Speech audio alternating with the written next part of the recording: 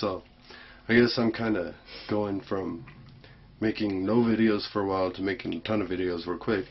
But a friend of mine sent me an email, and I kind of want to spread it with everybody else. It's an obituary. Today we mourn the passing of a beloved old friend, Common Sense, who has been with us for many years. No one knows for sure how old he was, since his birth records were long ago lost in bureaucratic red tape. He will be remembered as having cultivated such valuable lessons as knowing when to come in out of the rain, why the early bird gets the worm, life isn't fair, and maybe it was my fault. Common Sense lived by simple, sound financial policies.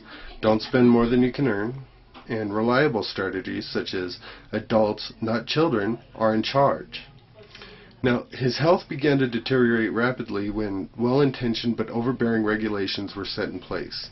Reports of a 6-year-old boy charged with sexual harassment for kissing a classmate, teen suspended from school for using mouthwash after lunch, and a teacher fired for reprimanding an unruly student who only worsened his condition.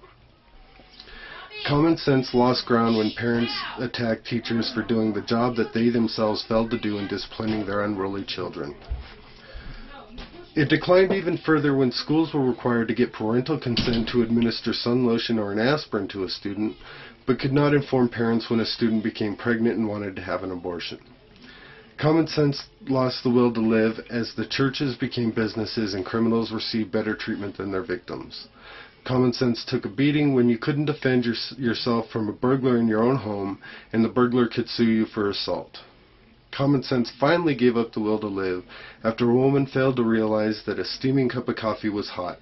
She spilled a little in her lap and was promptly awarded a huge settlement. Common Sense was preceded in death by his parents' truth and trust, by his wife discretion, by his daughter responsibility, and by his son reason. He is, however, survived by his 4 stepbrothers, I know my rights, I want it now, someone else is to blame, and I am a victim.